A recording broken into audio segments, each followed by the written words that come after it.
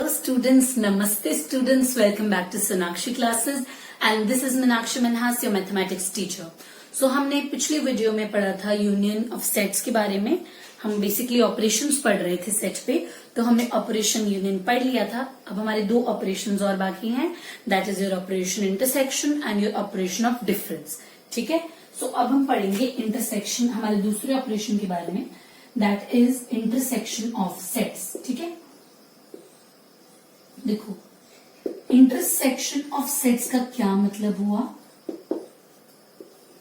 हम पहले इसकी डेफिनेशन देखते हैं, उसके बाद देखेंगे कि ये क्या होते हैं. सो हम बोलेंगे let A and B two sets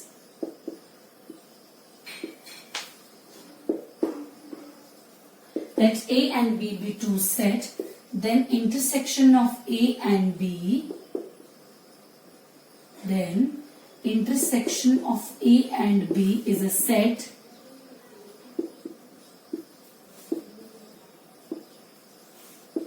which consists of common elements of A and B. ठीक है, सो हमारा इंटरसेक्शन ऑफ सेट्स का क्या मतलब है. जब हमारे पास A और B दो सेट्स हों तो उनकी इंटरसेक्शन एक सेट होती है और उसमें कौन से एलिमेंट्स आते हैं, उसमें एलिमेंट्स आते हैं जो दोनों A और B में एलिमेंट्स हो. यानी कि फॉर एग्जाम्पल, और एक intersection of A and B is denoted by A intersection B. इस तरीके से हम अपना इंटरसेक्शन जो है डिनोट करते हैं. हम यूनियन कैसे डिनोट करते थे, इस तरीके से A यूनियन B होता था और ये क्या हो गया हमारा A इंटरसेक्शन B. ठीक है, सो अब A इंटरसेक्शन B हम एग्जाम्पल से समझते हैं इसका मतलब क्या होता है.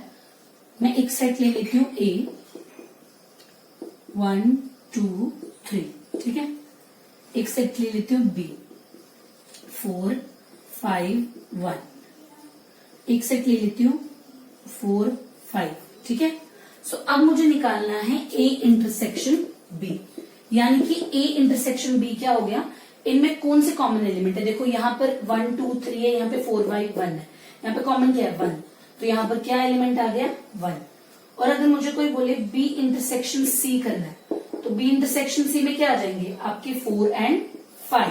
ठीक है, और अगर हमारा सेट C है जिसमें हमारे, अगर हमें कोई बोले कि आप करो A इंटरसेक्शन C, तो हमारे A इंटरसेक्शन C में कौन से एलिमेंट आएंगे, ये 1 2 3 है, ये 4 5 है. तो इनमें कौन से कॉमन एलिमेंट है, कोई भी नहीं है. तो आप इसको इस तरीके से लिख सकते हैं, this is your empty set, और you can write it as 5. ठीक है, सो जब हमारी कोई भी एलिमेंट कॉमन नहीं होंगे तो हम उसको इस तरीके से डिपिक्ट कर सकते हैं. तो ये तो हो गई कुछ एग्जाम्पल A इंटरसेक्शन B पर, यानी कि इंटरसेक्शन ऑफ सेट्स पे. अब हम देखेंगे कि मैथमेटिकली A इंटरसेक्शन B को किस तरीके से लिखते हैं. ठीक है, देखो हमें पता है A intersection mathematically A intersection B किस तरीके से लिखा जाता है. It is written as A intersection B is equal to, इसमें वो वाले एलिमेंट आएंगे जो कि दोनों से बिलोंग करते होंगे. X belongs to A and X belongs to B. कभी कभी हम इंटरसेक्शन को एंड B बोलते हैं. ठीक है, क्यों, क्योंकि इंटरसेक्शन में कौन से एलिमेंट आएंगे जो A में भी होंगे और जो B में भी होंगे, उसमें वो एलिमेंट्स आएंगे. ठीक है, सो आपको समझ में आया मैथमेटिकल डेफिनेशंस. वैसे ही जैसे थ्योरेटिकल थी, A और B दो सेट होते हैं.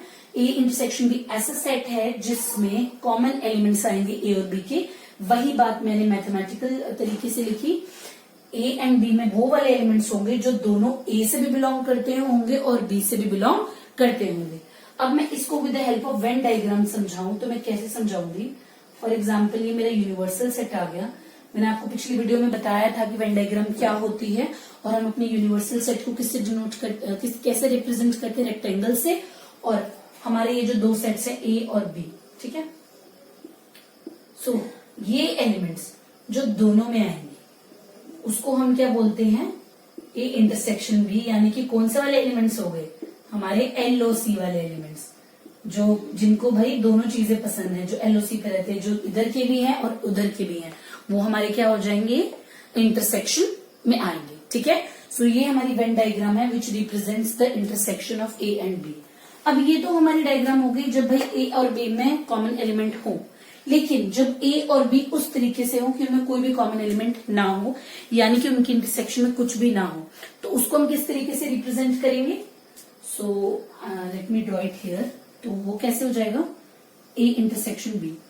तो हम उसको कर ही नहीं पाएंगे क्योंकि इसमें कुछ भी कॉमन नहीं है ना, तो यहाँ पर आप उसको कुछ भी रिप्रेजेंट, आप इसको इस तरीके से लिख दोगे, कुछ भी कॉमन नहीं होगा। तो यहाँ पर अगर कोई बोलेगा क्या है इनकी इंटरसेक्शन, तो आप बोल सकते हो A intersection B is equal to 5। समझ में आया आपको। तो यही से हमारी एक डेफिनेशन निकलती है, इंटरसेक्शन की मदद से हमारे पास दो सेट्स और आ जाते हैं। देखिए अगर आपको ये वीडियो, आपको ये लिखना होता है जो भी नोट्स वगैरह है, तो you can pause the video and right it down. ठीक है, सो देखिए हम बात कर रहे थे हमारी A इंटरसेक्शन, जब A इंटरसेक्शन B 5 हो, यानी कि A और B में कोई भी एलिमेंट ना हो, तो इस तरीके के सेट्स को हम बोलते हैं डिसजॉइंट सेट्स। कौन से सेट्स बोलते हैं, डिसजॉइंट सेट्स। ऐसे सेट्स जिनमें कुछ भी कॉमन ना हो। वर्ड डिसजॉइंट का मतलब क्या है, जो बिल्कुल भी जुड़े हुए ना हो, उसको हम क्या बोलते हैं, डिसजॉइंट सेट। ठीक है, जैसे ये और ये हैं, ये बिल्कुल भी जुड़े हुए नहीं है, तो हम बोलते हैं डिसजॉइंट, मतलब एक दूसरे के साथ जुड़े हुए नहीं है। तो सेट्स के केस में भी ऐसे ही हो जाएगा। वो दो सेट्स जो एक दूसरे से बिल्कुल भी जुड़े हुए नहीं होते, हम उसको बोलते हैं डिसजॉइंट सेट्स। तो डिसजॉइंट सेट की डेफिनेशन क्या हो जाएगी, we can write it down. Disjoint sets हम कह सकते हैं two sets A and B are said to be disjoint sets if A intersection B is equal to 5। यानी कि A इंटरसेक्शन B अगर हमारी 5 के इक्वल होती है, तो हम उस तरीके के सेट्स को क्या बोलते हैं, डिसजॉइंट सेट्स बोलते हैं। और उनको with the help of Venn diagram हम इस तरीके से रिप्रेजेंट कर सकते हैं। उनमें कोई भी एलिमेंट जो है कॉमन नहीं होता, यानी कि LOC वाली तो बात यहाँ पर हो ही नहीं सकती। ठीक है, आप बिल्कुल या तो बिल्कुल यहाँ पे होंगे या तो बिल्कुल यहाँ पे होंगे, LOC का किस्सा ही खत्म। तो आप कह सकते हैं कि जिन सेट्स के एलिमेंट, जो सेट्स के एलिमेंट जिनमें LOC नहीं होते, हम उनको क्या कहते हैं, डिसजॉइंट सेट्स कहते हैं। देखिए LOC वाली डेफिनेशन तो मैं खुद आपको समझाने के लिए बता रही हूँ, पेपर में मत लिख देना, वरना मार्क्स भी आपको LOC वाले मिलेंगे। ठीक है, so this is all about disjoint sets. So अब हम बात करते हैं properties of intersection of sets. जिस तरीके से हमने properties of union of sets देखी थी, उसी तरीके से हम करेंगे properties on intersection of sets. ठीक है, properties of intersection of sets. ठीक है, इसकी कुछ प्रॉपर्टीज हम करेंगे बिल्कुल वैसे ही जैसे हमने पिछली बार यूनियन की प्रॉपर्टीज की थी। तो properties on intersection of sets, तो हमारी सबसे पहली प्रॉपर्टी आएगी कि A intersection B is equal to B intersection A। इस प्रॉपर्टी को हम क्या कहते हैं, कॉम्यूटेटिव लॉ। यानी कि जब हम A की इंटरसेक्शन B के साथ करें या फिर हम B की इंटरसेक्शन A के साथ करें, वो हमेशा एक दूसरे के क्या आएगा, इक्वल आएगा। चलिए देखते हैं कैसे। देखिए मैं वेन डायग्राम के थ्रू उसको बताती हूँ आपको। ये मेरा आ गया सेट A, ये मेरा आ गया सेट B और ये मेरा आ गया यूनिवर्सल सेट। तो A इंटरसेक्शन B कौन सी होगी भाई, LOC वाली, जो एलिमेंट्स दोनों में प्रेजेंट होते हैं। ये हो गया आपका A इंटरसेक्शन B। और दूसरा क्या है हमारा, B इंटरसेक्शन A, यानी कि दिस थिंग। ये हो गया हमारा A, ये हो गया हमारा B, ये हो गया हमारा U। तो B इंटरसेक्शन A, यही हो गया ना, ये हो गया हमारा B इंटरसेक्शन A। तो हम देख सकते हैं कि A इंटरसेक्शन B हमेशा B इंटरसेक्शन A के सेम आता है, उसके बिल्कुल बराबर आता है। तो ये दोनों एक दूसरे के इक्वल हो सकते हैं। इसका मतलब कॉम्यूटेटिव लॉ जो है वो इंटरसेक्शन के लिए होल्ड करता है। ठीक है, अगर आप चाहें तो इसको आप थ्योरेटिकली भी प्रूव कर सकते हैं। ये तो मैंने आपको वेन डायग्राम्स के थ्रू बताया। तो मैं आपको वैसे भी हम सेट्स को लेकर मैं आपको प्रूफ करवाती हूँ। देखिए केस 1 में इसको तब प्रूफ करती हूँ जब ए इंटरसेक्शन बी में कॉमन कोई एलिमेंट होंगे। देखो A intersection B is not equal to 5, मतलब कुछ एलिमेंट्स उसमें कॉमन होंगे। तो मैं ए ले लेती हूँ 1, 2 एंड 3, बी ले लेती हूँ 3, 4 एंड 5। ठीक है, तो मेरा ए इंटरसेक्शन बी में क्या आ जाएगा, आ जाएगा ना 1, 2, 3 इंटरसेक्शन 3, 4 और 5। तो इनमें कुछ कॉमन है, कौन सा एलिमेंट कॉमन है, 3। तो यहाँ पे क्या आ जाएगा 3। ठीक है, अब तो मैंने किया ए इंटरसेक्शन बी किया, अब मैं करूंगी बी इंटरसेक्शन ए। तो देखिए मेरा बी है 3, 4, 5 और मेरा ए कितना है 1, 2 एंड 3। तो मैं देखती हूँ यहाँ पर कॉमन कौन सा एलिमेंट होगा, 3। ठीक है, तो यहाँ पर भी क्या आ जाएगा 3।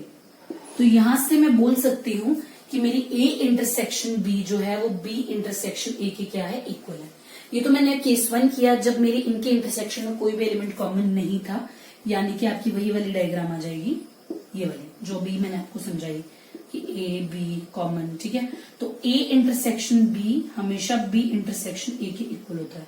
आप ए इंटरसेक्शन बी बनाए या बी इंटरसेक्शन ए बनाए, वो हमेशा यही बनेगा। ठीक है, तो ये तो हो गया हमारा केस 1। अब हमारा केस 2 क्या आएगा, जब ए इंटरसेक्शन बी में कुछ भी कॉमन ना हो। ठीक है, तब क्या होगा, जब ए इंटरसेक्शन बी में कोई भी एलिमेंट कॉमन नहीं होगा तब क्या होगा। तो मैं बी का नाम दे देती हूँ 5, 6, 7। तो ए इंटरसेक्शन बी में कुछ भी कॉमन नहीं, वो क्या आएगा, खाली सेट। और आप इसको 5 लिख सकते हैं ना, और 5। ठीक है, सो बी इंटरसेक्शन ए भी क्या आ गया, वही आ गया ना भाई आपका 5। कुछ कॉमन ही नहीं है तो आप क्या लिखोगे इसको। ठीक है, और अगर इसको डायग्रामेटिकली रिप्रेजेंट करना हो थ्रू वेन डायग्राम, सो ये क्या आ जाएगा आपका ए सेट या आपका B, this is your union, sorry union नहीं, आपका यूनिवर्सल सेट। ठीक है, तो ए इंटरसेक्शन बी भी इस तरीके से बनेगा और बी इंटरसेक्शन ए भी इस तरीके से बनेगा, क्योंकि भाई उसमें कोई एलिमेंट ही प्रेजेंट नहीं है। This was all about your first property, that is your commutative law. तो अगर आप नोट करना चाहते हैं प्रॉपर्टीज को या उनके प्रूफ्स को, तो आप अपनी वीडियो पॉज करके नोट कर सकते हैं। ठीक है, सो अब हम सेकंड प्रॉपर्टी वो क्या होगा कि A intersection B intersection C is equal to A intersection B intersection C. इसको हम कौन सा लॉ बोलते हैं, this is your associative law. या जब हमारे पास 3 सेट्स होंगे तो उसकी इंटरसेक्शन इस तरीके से अगर हम करेंगे या फिर इस तरीके से हम करेंगे तो वो हमेशा इक्वल आएगी। सो हम इसको भी देखते हैं through your diagram, Venn diagram. ठीक है, देखिए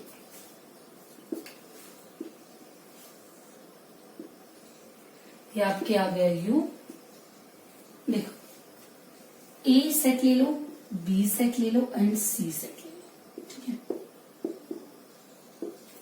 यहां पे भी हम 3 सेट ले लेते हैं।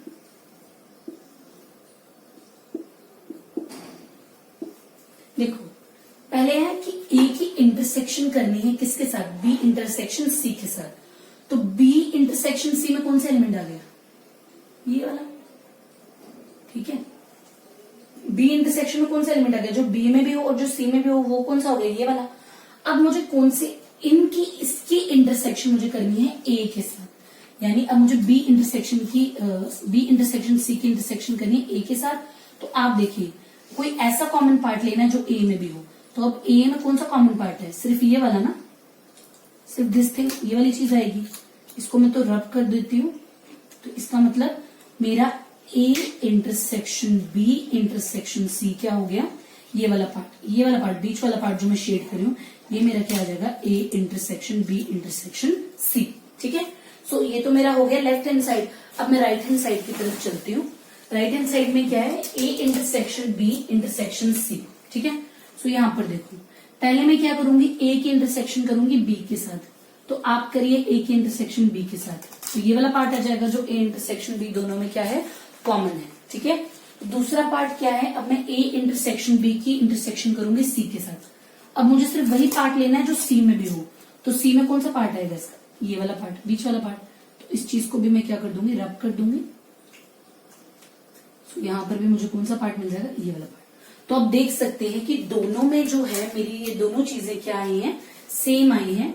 तो मैं कह सकती हूँ कि इंटरसेक्शन के लिए आपका जो है डिस्ट्रीब्यूटिव लॉ क्या करता है, होल्ड करता है। ठीक है, so this was all about your second property. आप बिल्कुल जैसे डायग्रामेटिकली मैंने रिप्रेजेंट किया और पहली प्रॉपर्टी में मैंने उनको नंबर्स के थ्रू किया, तो वैसे यहाँ पर भी हम उसको नंबर के थ्रू कर सकते हैं। But I have told you again and again that proves इसके आपके सिलेबस में नहीं है। It is just to tell you guys कि ये चीजें कैसे आती हैं। ठीक है, ताकि कल को आपको कोई पूछे कि भाई आप बोलते तो हैं कि एसोसिएटिव लॉ होल्ड करता है फॉर इंटरसेक्शन, तो कैसे होल्ड करता है बता सकते हैं। तो then you can draw this diagram and show that. ठीक है, so this was all about the second property. अब हम करेंगे हमारी थर्ड प्रॉपर्टी। तो थर्ड प्रॉपर्टी में हमारा क्या आएगा, तीसरी प्रॉपर्टी हम पढ़ेंगे अपनी थर्ड प्रॉपर्टी, जो क्या कहती है कि अगर हम ए की इंटरसेक्शन कराएं फाई से तो वो क्या मिलता है, फाई ही मिलता है। इसको हम बोलते हैं लॉ ऑफ आइडेंटिटी। ठीक है, क्योंकि देखिए अगर ए सेट है, अगर मैं ए सेट ले लेती हूँ कोई भी सेट, ठीक है, और फाई क्या है, कुछ भी नहीं, तो अगर मैं कुछ भी नहीं की इंटरसेक्शन ए से कराऊंगी तो ऑब्वियसली क्या आएगा, कुछ भी नहीं ना।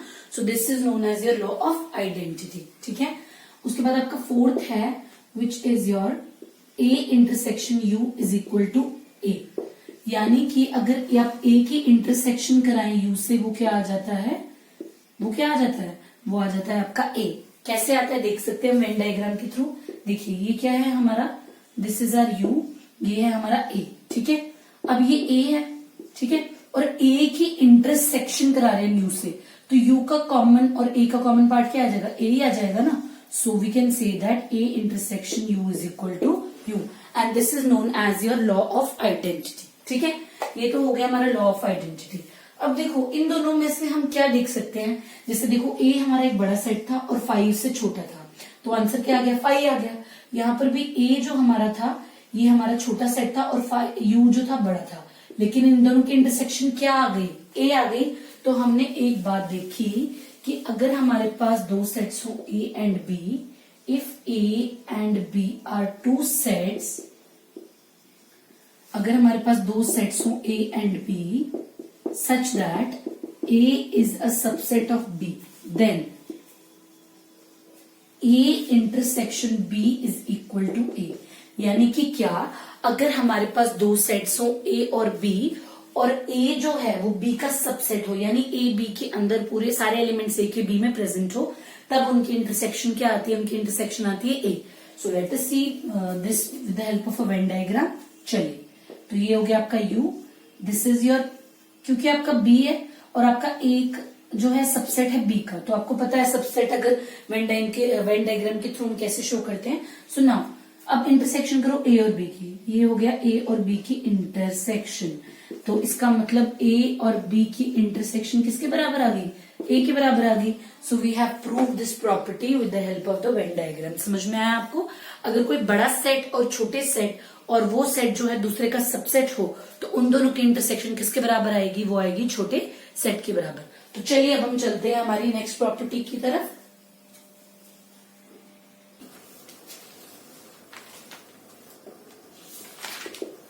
ए इंटरसेक्शन बी यूनियन सी, ठीक है, इसको आप इस तरीके से लिख सकते हैं, A intersection B union A intersection C.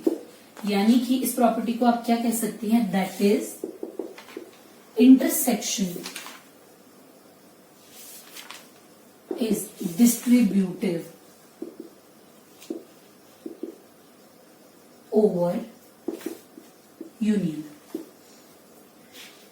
You know that इस तरीके के लॉ को हम क्या कहते हैं, we call it as distributive law.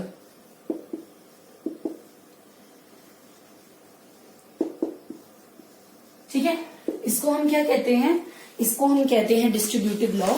सो इसका मतलब कि जब इंटरसेक्शन जो है वो ए पे डिस्ट्रीब्यूट हो सकता है, यानी कि जब आप ए की इंटरसेक्शन कराएं इन दोनों के साथ, वो इक्वल आएगा ए इंटरसेक्शन बी की यूनियन ए इंटरसेक्शन सी के साथ। अब हम इसको डायग्रामेटिकली देखेंगे कि क्या ये चीज सच है कि नहीं। लेट अस सी। सबसे पहले मैं क्या करती हूँ, मैं इस चीज को लेती हूँ, मैं इसकी डायग्राम बनाऊंगी। तो मैं एक सेट ले लेती हूँ इस तरीके से,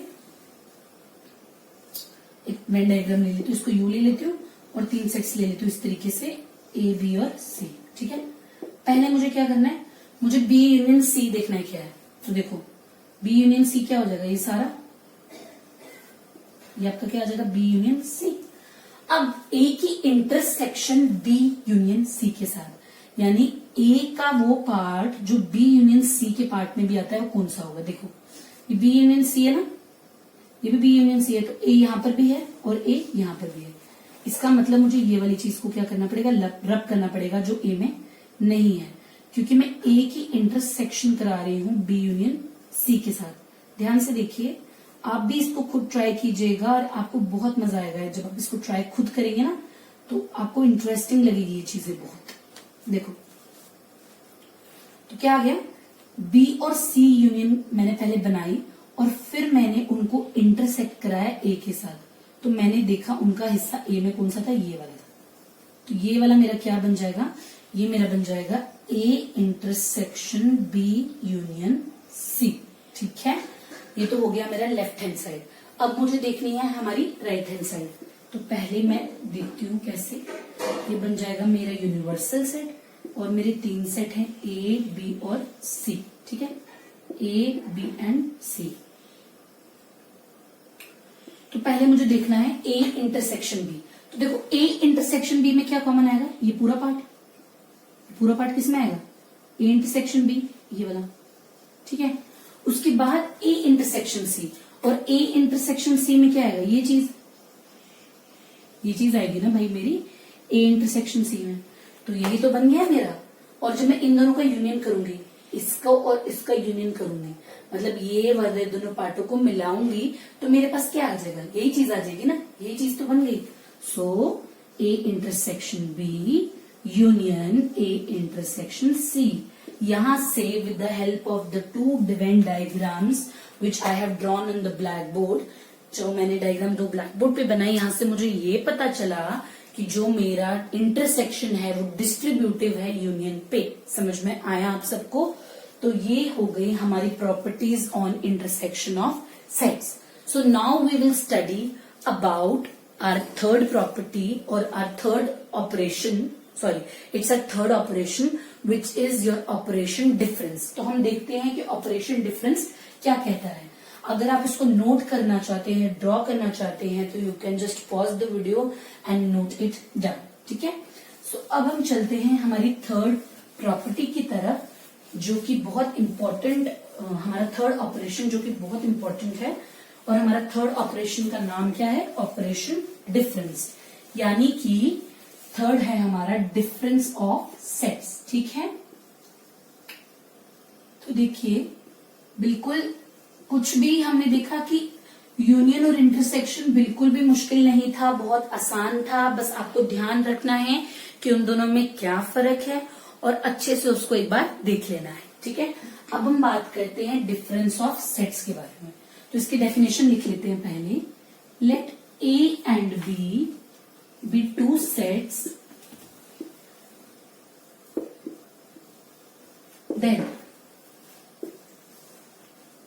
then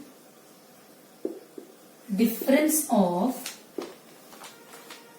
A and B is a set which consists of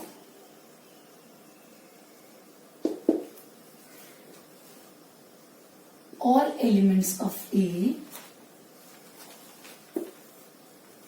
which consists of elements of A but B। ये जो चीज है ना A elements of A but B, इसको आपको ध्यान रखने की बड़ी जरूरत है। इसका मतलब है कि A डिफरेंस B का मतलब ये है कि उसमें A के सारे एलिमेंट्स आएंगे लेकिन B का कोई भी एलिमेंट नहीं आएगा। समझ में आया आपको A डिफरेंस B का क्या मतलब है।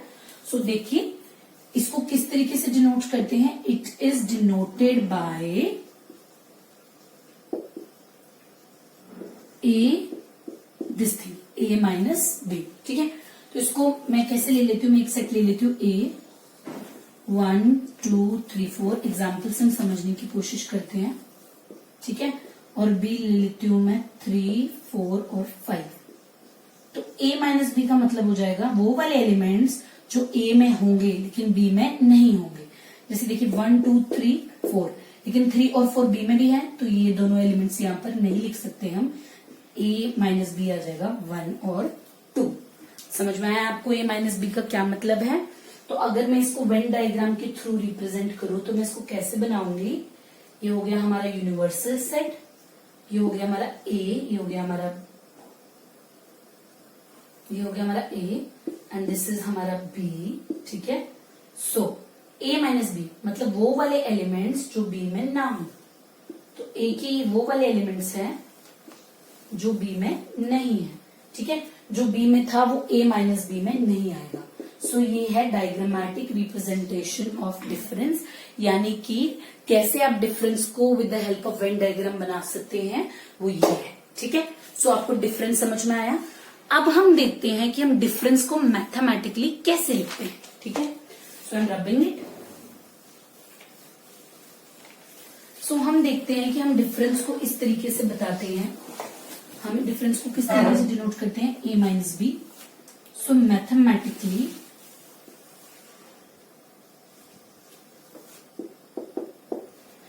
ए माइनस बी का मतलब क्या हो जाएगा? वो एलिमेंट्स एक्स के ए माइनस बी में कौन से एलिमेंट आते हैं जो ए में तो होंगे बट, या आप एंड भी लिख सकते हैं, एंड बी में नहीं होंगे। ठीक है, सो एक्स ए माइनस बी में कौन से एलिमेंट आ गए? ऐसे एलिमेंट्स जो ए में तो हैं पर वो बी में नहीं होंगे। इसको कहते हैं mathematical definition of your A minus B. So I hope आपको समझ में आ गया होगा कि क्या होता है डिफरेंस। तो आज हमने क्या पढ़ा? हमने पिछली वीडियो में पढ़ा था यूनियन के बारे में। आज हमने देखा कि आपका ऑपरेशन इंटरसेक्शन क्या होता है, और फिर हमने देखा कि हमारा ऑपरेशन जो डिफरेंस है वो क्या है। ठीक है, तो चलिए अब हम एक प्रॉपर्टी पढ़ते हैं इन तीनों के बारे में, जो ये कहती है। सो हमने देखा कि जो हमारा मैथमेटिकल डेफिनेशन है ए माइनस बी को हम इस तरीके से लिखते हैं। उसमें कौन से एलिमेंट आएंगे? उसमें वो वाले एलिमेंट आएंगे जो ए में तो हैं लेकिन वो बी में नहीं हैं। अब मैंने आपको बताया कि इसको ए डिफरेंस बी को इस तरीके से लिखते हैं, और इसको पढ़ते कैसे हैं? हम इसको बोलते हैं ए माइनस बी। ठीक है, सो हम इसके बेस पर एक एग्जाम्पल सॉल्व कर लेते हैं ताकि आपको जो डिफरेंस का कंसेप्ट है वो और अच्छे से क्लियर हो जाए। अगर आप इसको लिखना चाहते हैं तो you can pause the video and can write it down. ठीक है, सो हम इस पे बेस्ड एक एग्जाम्पल कर लेते हैं, उससे हमें और भी अच्छे से क्लियर हो जाएगा। देखिए, आप एक सेट ले लीजिए ए, उसको बोलिए 1 2 3 4। ठीक है, एक सेट ले लीजिए बी, उसको बोलिए 9 3 4 1। ठीक है, अब मुझे क्या करना है? मुझे ए माइनस बी भी निकालना है और मुझे बी माइनस ए भी निकालना है। तो ए माइनस बी का क्या मतलब हो गया? ऐसे एलिमेंट जो ए में तो आए लेकिन बी में नहीं आए। तो देखिए ए में क्या है आपका 1 है, वो बी में नहीं है। 2 है, वो बी में नहीं। 1 देखिए 1 ए में है ना, और 1 बी में भी है। इसका मतलब 1 यहाँ पर नहीं आएगा। ठीक है, वो बी में ए में 2 है, वो बी में नहीं है, तो मैं लिख सकती हूँ 2। ए में 3 है, वो बी में है, तो मैं 3 भी नहीं लिख सकती। 4 भी है तो मैं वो भी नहीं लिख सकती। तो इसका मतलब हमारा ए माइनस बी में कौन सा एलिमेंट आएगा? सिर्फ 2। अब बात करते हैं बी माइनस ए की। तो बी माइनस ए में मुझे कौन से एलिमेंट लिखने हैं जो बी में तो हो लेकिन ए में नहीं हो? तो अब देखिए, इसमें 9 है, यहाँ पर 9 नहीं है तो आ गया 9। यहाँ पर 3 है, यहाँ पर भी है तो हम 3 नहीं लिख सकते। यहाँ पे 4 है, वो वहां पे भी है तो हम 4 भी नहीं लिख सकते, और दोनों में 1 भी है तो हम 1 भी नहीं लिख सकते। तो इस तरीके से हमारा ए माइनस बी और बी माइनस ए आ गया। सो आई होप आपको ए माइनस बी या डिफरेंस ऑफ सेट्स का कॉन्सेप्ट जो है वो क्लियर हो गया होगा। सो हमने सबसे पहले देखेंगे, हमने पढ़ा कि यूनियन क्या होता है, इंटरसेक्शन क्या होता है, या डिफरेंस क्या होता है। अब हम एक रिमार्क पढ़ेंगे इन पर। ठीक है, अब you can say it is an important note. ठीक है, वो क्या कहता है कि A minus B minus A and A intersection B are mutually disjoint. यानी कि ये तीनों चीजें म्यूचुअली डिसजॉइंट है। मैंने आपको बताया था डिसजॉइंट का मतलब, यानी कि अगर हम इन तीनों के इंटरसेक्शन करें तो उसमें कुछ भी नहीं आएगा। अगर इसको मैथमेटिकली लिखना हो तो मैं इस तरीके से लिख सकती हूँ कि a minus B intersection b minus A intersection a minus B sorry a intersection b is equal to 5। चलिए हम इसका प्रूफ देख लेते हैं with the help of a Venn diagram. देख लेते हैं कैसे। तो ये मेरा आ गया u, ये मेरा आ गया a और ये मेरा आ गया b। ठीक है, प्रूफ करेंगे वेन डायग्राम के थ्रू। तो मैंने यूनिवर्सल सेट बना दिया और ये क्या है मेरा a और b दो सेट है। तो देखिए a माइनस बी में कौन से एलिमेंट आएंगे जो a में तो प्रेजेंट हो लेकिन जो b में ना हो। तो इसमें कौन से एलिमेंट आ गए, ऐसे एलिमेंट्स जो a में तो हो लेकिन b में ना हो। और b माइनस ए में मेरा क्या आ गया, जो b में तो हो लेकिन a में ना हो, ये आ गया। और मेरा a इंटरसेक्शन b में मेरे कौन से एलिमेंट आ गए, ये आ गए। तो आप देख सकते हैं ये जो तीनों चीजें हैं, अगर मैं a को इस तरीके से बना देती हूँ ताकि बिल्कुल क्लियरली देखिए। ठीक है, सो ये मेरा आ गया a। तो हम देख सकते हैं कि जो हमारे इन तीनों चीजों में कोई भी एलिमेंट कॉमन नहीं है। यानी कि अगर मैं a माइनस बी माइनस ए का इंटरसेक्ट, इन तीनों का a माइनस बी माइनस ए और a इंटरसेक्शन b तीनों का इंटरसेक्शन करूं तो वो 5 आता है। और in other language I can say that these 3 sets are mutually disjoint. ठीक है, so this was all about आपका सेट्स का operation and your Venn diagram. so now we will proceed to exercise 1.4 solutions in our next video।